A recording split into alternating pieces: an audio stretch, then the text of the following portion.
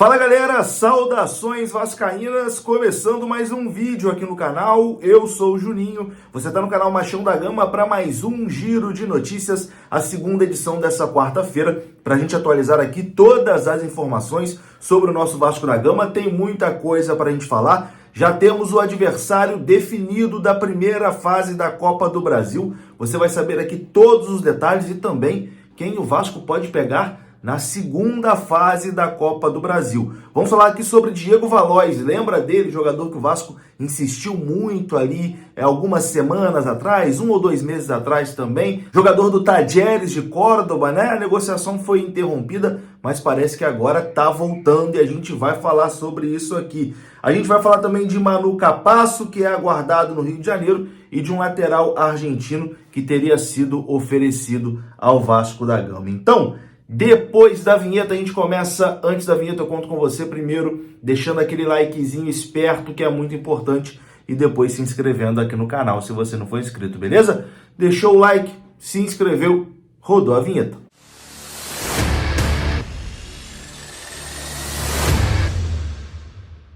E a gente começa falando aqui de Copa do Brasil, porque tivemos hoje à tarde o sorteio da competição mais democrática do país, com 96 clubes, e o Vasco já conhece o seu primeiro adversário. O Vasco estava no grupo B e enfrentaria um adversário do grupo F, né? E o sorteado para enfrentar o Gigante da Colina na primeira fase foi o Trem do Amapá. Então teremos Trem do Amapá e Vasco da Gama na primeira fase da Copa do Brasil. Temos duas possibilidades de data aqui para a partida.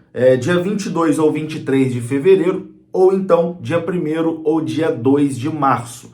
Trem do Amapá e Vasco da Gama. A partida, inicialmente, está marcada para a cidade de Macapá, né? O trem é do Amapá. Macapá tem o estádio Zerão, que tem capacidade ali para cerca de 13 mil pessoas. Os vascaínos de Macapá estão bastante ansiosos, né? Já vi muitas mensagens aí da galera de Macapá, feliz porque o Vasco vai enfrentar um time de lá, com a possibilidade de poder ver o Vasco jogando na sua cidade, mas o pessoal de lá também está bastante apreensivo porque existe a possibilidade da equipe do Trem vender o mando de campo, né? Já que o estádio lá tem uma capacidade pequena, apenas 13 mil, no máximo 13 mil pessoas, né, no estádio, então existe a possibilidade do clube vender esse mando de campo. A gente vai ter que esperar, né, o local da partida ser confirmado. Na última vez que o Vasco enfrentou uma equipe do Amapá pela Copa do Brasil, o Vasco enfrentou o Santos do Amapá e o mando de campo foi vendido para a cidade de Natal, no Rio Grande do Norte, né? Então existe aí essa dúvida em relação ao local da partida,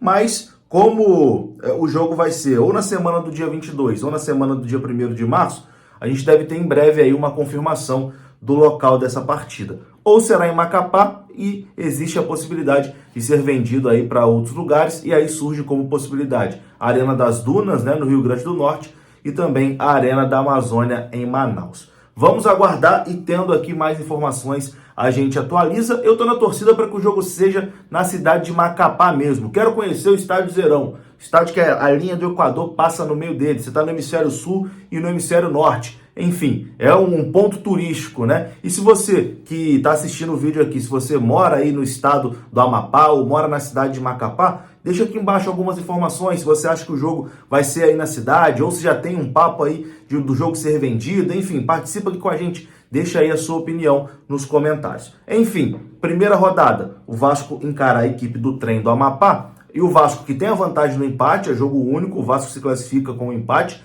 e o Vasco se classificando vai pegar o vencedor de Tum-Tum do Maranhão ou ABC do Rio Grande do Norte. Essa segunda fase da Copa do Brasil, o Vasco vai decidir em casa, né? Jogo único também, e o jogo será realizado em casa ou no estádio de São Januário ou no estádio do Maracanã contra Tum-Tum do Maranhão ou ABC do Rio Grande do Norte. Então, a gente já conhece aí, né, os adversários do Vasco na primeira e na segunda fase da Copa do Brasil. Vai começar, né, a competição mais democrática aí do país, clubes de todas as divisões, clube até sem divisão, enfim, representando aí todos os estados, né, do Brasil, uma competição muito bacana, e tomara que o Vasco consiga ir longe nessa competição e quem sabe até brigar por esse título.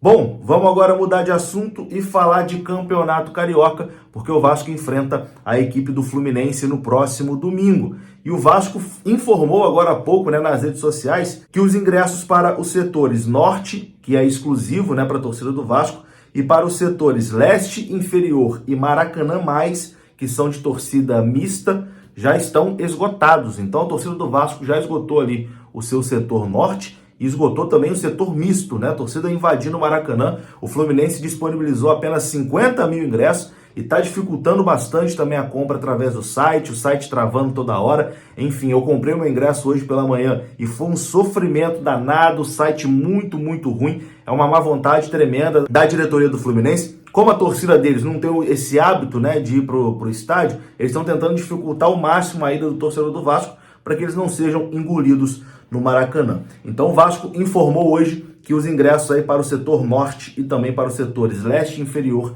e Maracanã+, já estão esgotados. A torcida vascaína vai invadir o Maracanã no próximo domingo. Bom, vamos falar agora aqui de possíveis reforços, né? Jogadores que estão sendo ventilados aí no Vasco.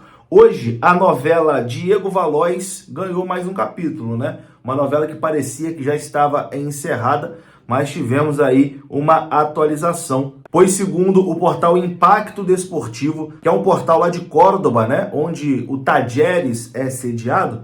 Bom, segundo o portal Impacto Desportivo, o Vasco fez uma nova investida para contratar o Diego Valois do Tajeres. O Vasco teria oferecido ali cerca de 20 milhões de reais, algo em torno ali de 3 milhões e meio de euros, para adquirir 50% do passe do atacante colombiano de 26 anos de idade. Lembrando que o Vasco tinha feito uma oferta anterior, o presidente do Tajeres de Córdoba recusou essa oferta, mas agora o clima não tá legal lá entre o atacante e a diretoria, porque o atacante não gostou, né? Porque ele queria ter saído do clube. Ele tinha uma promessa do presidente que ele seria liberado nessa janela, o presidente não aceitou a proposta do Vasco, pediu ali 8 milhões de dólares, né? Um valor completamente fora da realidade, que ninguém vai pagar, tanto que não chegou uma oferta desse nível para o Valois, e agora o Valois está insatisfeito, está fazendo birra e quer sair. Inclusive, na última partida do Tajeres de Córdoba, ele ficou no banco de reservas por conta de indisciplina, está forçando a barra